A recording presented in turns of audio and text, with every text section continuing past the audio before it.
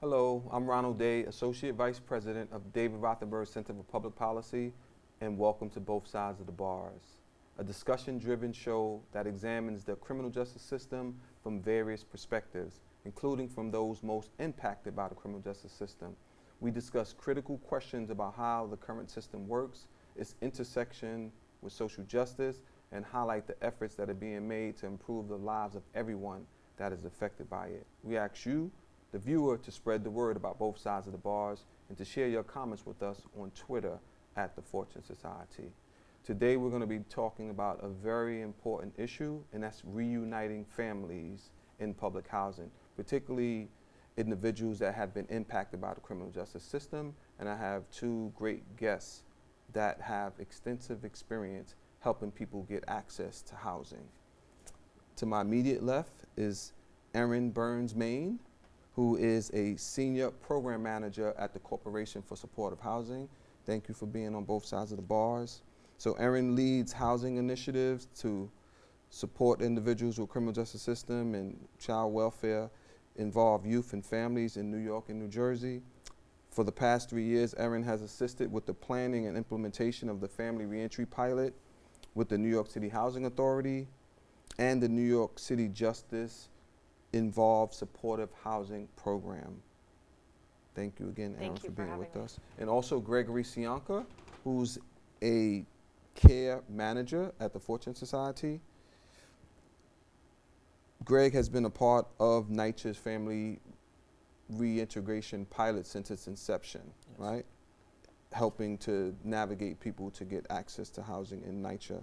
She has been directly responsible for screening each client, meeting with them and their families, submitting the applications, and providing the case management services. That's great. So we're definitely excited about hearing about your insight. And he regularly facilitates off-site presentations at Rikers, at Queensborough, at Edgecombe, at parole offices to spread awareness about the program. And he participates in the monthly meetings that NYCHA has about the pilot to update all of the different providers. So there's a whole lot that we're going to get into this particular discussion. Before I toss a question to you, Erin, just want to say that as a society, we've been moving in the direction of trying to relax some of the barriers, right, that have hampered people's access to housing, particularly public housing sometimes. And so we're really excited about that. So we know that there were a tremendous amount of barriers for education, for employment, and for public benefits, you name it.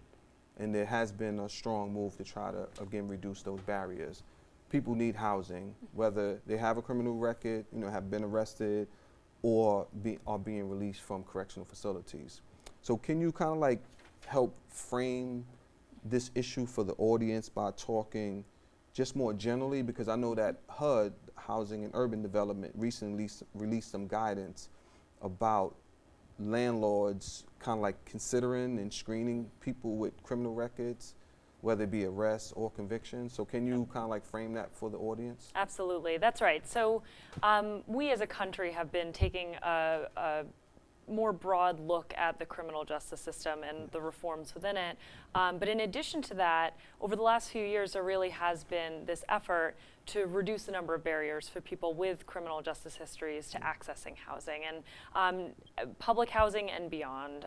So you had mentioned the HUD guidance, so the U.S. Department of Housing and Urban Development, which is our national housing government agency, has actually been releasing guidance on this for a while now. So in 2011, the former Secretary Sean Donovan released guidance urging public housing authorities to revisit their policies for people with criminal justice histories. There's only 2 federal bans for public housing authorities, and those are anyone who's been convicted of producing methamphetamines in public housing and lifetime registered sex offenders. Everything outside of that really are kind of local bans at the discretion of the local public housing authority. So that guidance was actually the impetus for starting the NYCHA pilot back then, so that was 2011. NYCHA really took that guidance and took it to heart and revisited their policies, and with that started the planning for the NYCHA Family Reentry Pilot Program. And we're going to talk a little bit more in detail about that later on. But there really has been a continued effort with kind of HUD's guidance and the work they've put out, and generally under this presidential administration, to encourage public housing authorities to revisit those policies. So towards the end of 2015, HUD issued this more recent guidance to public housing authorities, and the purpose of the notice was really to inform public housing authorities and owners of federally assisted housing that arrest records alone cannot be used to deny someone housing. Public housing authorities do have discretion, but HUD does not require any public housing authority to have a one-strike policy. Public housing authorities must ensure that applicants and tenants have due process rights, and also that all policies and practices must comply with the Fair Housing Act, the Americans with Disabilities Act, the Civil Rights Act, and the Rehabilitation Act. So these are all kind of key pieces to that guidance.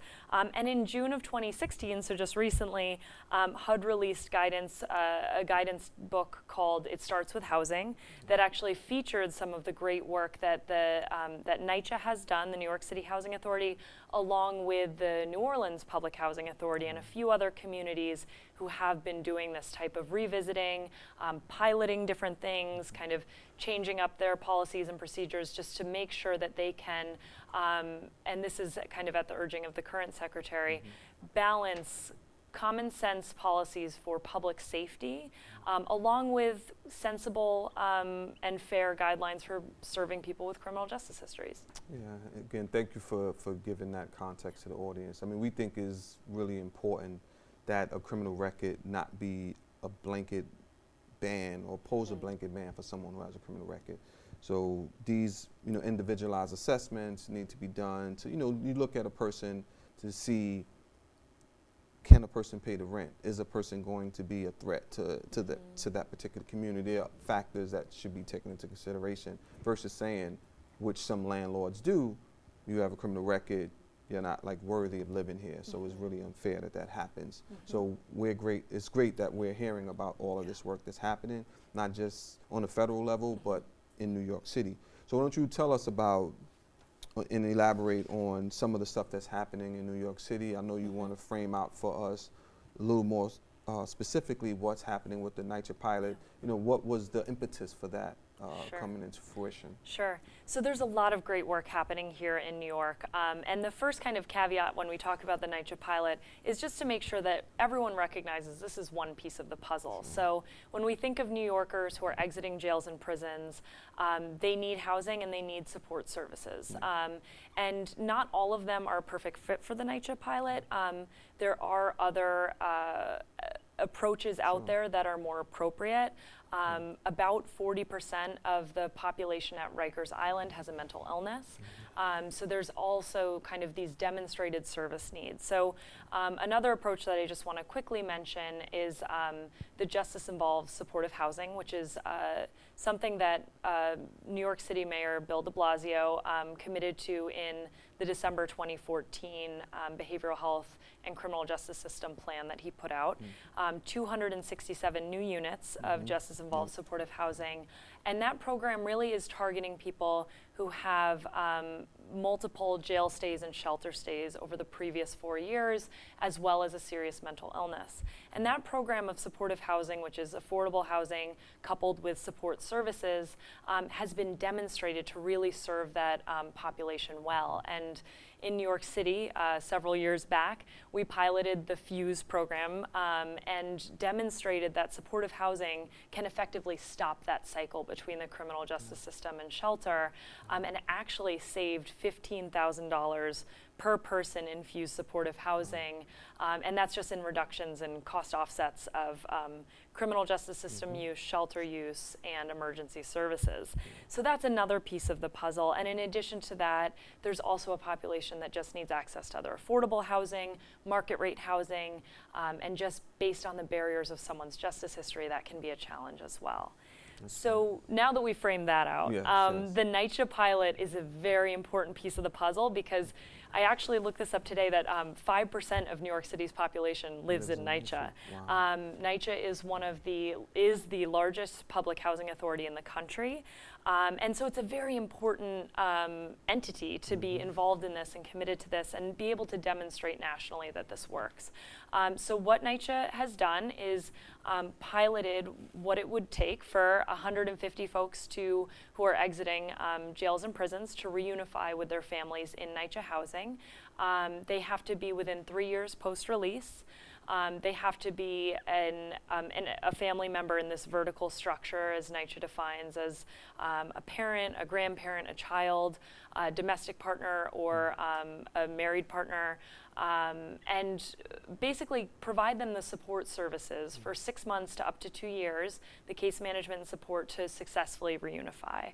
And that part of the program has been essential. There's 13 reentry service providers, Fortune being one of them, and I'm so happy Greg is here today to talk about his experience with the pilot, because that is a very critical component to making sure that folks return home and get all the services they need. Thank you. And I mean, for some, this is an ambitious project because a lot of housing authorities have been somewhat skeptical about allowing people with criminal records to reside in public housing. I mean, we've talked with folks who know about NYCHA, and they've said they have a lot of what they refer to as ghost tenants, not just people with criminal records, but living in NYCHA. So what this does, it actually brings people out from behind the shadows, That's right. right, so that they could live legally in NYCHA. And many of them lived there prior to their criminal justice system involvement. Yeah. So it's really great to see NYCHA reuniting families in this way. So Greg, we want to bring you into this conversation. You're the Fortune Society's representative that has been working on this, as I said earlier, since the beginning. And we serve 6,000 people a year at Fortune, hundreds of whom are coming home from incarceration and are looking for housing, some who might have lost their housing in other another context. So can you tell us how has the program benefited the Fortune Society and our clients? Sure. So it's greatly benefited the clients and the agency in many ways. Prior to being a care manager, which is what I do now, I was the senior admissions coordinator. Yeah. So I would meet with all of the new and returning clients to the agency, myself along with my teammates, and we would assess them one-on-one and basically develop an individualized action plan with them so that they're able to, we're able to focus on their specific needs and how we could assist them along the way throughout this process. So, I mean, the 6 months of initial case management when a client is first accepted into the pilot is a crucial part of the success and the well-being of the client and the family, because that's the part where they're just coming into the household and it's a fragile situation that needs the proper care and attention to make sure that the client and the family is getting the adequate support needed. So, I mean, another wonderful facet of the program is that the client, if they begin working and progressing throughout the course of the program, for instance, if they begin bringing income into the family by, getting a job, the income that they bring to the family does not affect the budget, the rent, the bills of the household. So it gives the client the opportunity to really save money, get financially stable while also contributing to the household. So it's greatly beneficial in that way as well. Got it. Now, my understanding is that it hasn't been easy to get people accepted into the program, and part of it has to do with some people might feel some distrust towards NYCHA, and so you had to screen a lot of people. Sure. So can you talk about that process? Sure. So I've screened over 100 people easily. Around 75 or so met the minimum criteria needed to enroll into the pilot. And out of those, only 14 applications have been submitted. Because it is a thorough screening process that the client needs to meet the criteria, the family needs to be fully apprised of the situation and be on board and be willing to accept the stipulations that come along with it. And as you mentioned, one of the major skepticisms that people have is that this is some type of trick that NYCHA is trying to get over on them and find out inside information and things of that nature. But part of my job in the screening process is to reassure the family members that, by all means, this isn't the case. It's the opposite, in fact. This is the first program of its kind that allows these barriers to be lifted. So that's one of the major obstacles that we face throughout the course of this. And wasn't there like some challenges also for getting people in, like permanent exclusion, Because some people were, because of a conviction, really not allowed to go back to NYCHA. So didn't they even address that issue? Correct. So at the beginning of the pilot, there was this issue that came up that a client would, when they became incarcerated, the leaseholder would receive a letter stating that this person can no longer reside with you or you're in jeopardy of losing your apartment.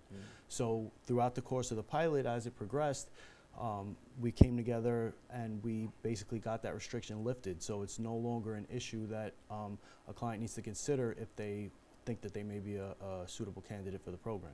Okay, great. So NYCHA ultimately waived the permanent exclusion requirement, which was quite beneficial for not just Fortune clients, but for other clients who were interested in their families. Absolutely. Yeah. The permanent exclusion restriction was something that came in through the eligibility from the Yes, planning phase, yeah. and I don't know that any of us anticipated the number of applicants that would be Exactly. struggling with that. And by the end of the first year, it was almost, I think it was about half of the applicants had a permanent exclusion, and because of that, were not able to proceed in the pilot. And so NYCHA did say, you know, this is the point of this pilot. Is to remove barriers for this population. Let's think of ways that we can test lifting that ban as well. And then once someone has successfully completed the 2-year pilot, that permanent exclusion is completely removed. And that's very important for the families. Yeah, I mean, without that, there would have been more struggles to get people into the pilot, because you don't realize, I mean, and the fact that this was a pilot allowed for NYCHA and the partners to make adjustments as, you know, time elapsed, because otherwise it's like if you had stuck to this is what we want to do Right. from the outset without considering that, then that would have been a problem. So Erin, what about, there are some other really important outcomes Yeah. that have been associated with the program and pilot. Is there something that you can share with us? I would love to share some. please do. We're so excited by how well the pilot participants are doing.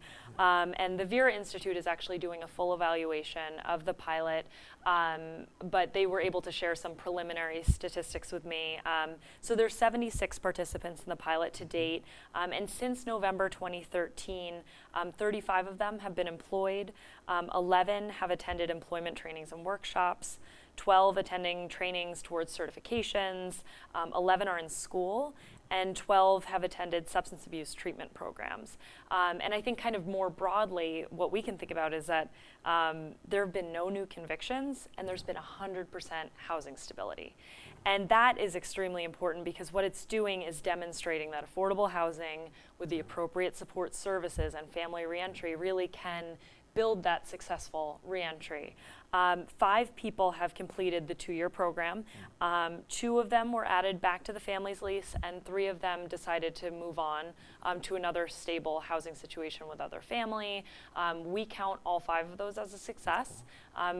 You know, if someone would like to move on to somewhere else and as employed and able to afford that, that is also a really great outcome. So we're really excited to see that generally, you know, no new convictions, 100% housing stability. It's really showing that this works. Yeah, and I think what that does is it changes the paradigm about whether or not people can be successful in not just public housing, but in the housing situation generally.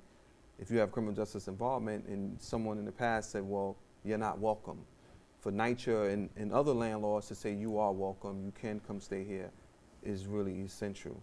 So Gregory, there's some success stories, Fortune as well. Yes. Is there someone in particular that you can talk about so that the audience can get an even more nuanced understanding of how the program has benefited an individual and the family? Sure. I mean, we have a number of successes. One that comes to mind is the first individual from Fortune that successfully completed the program and was added onto his family's lease.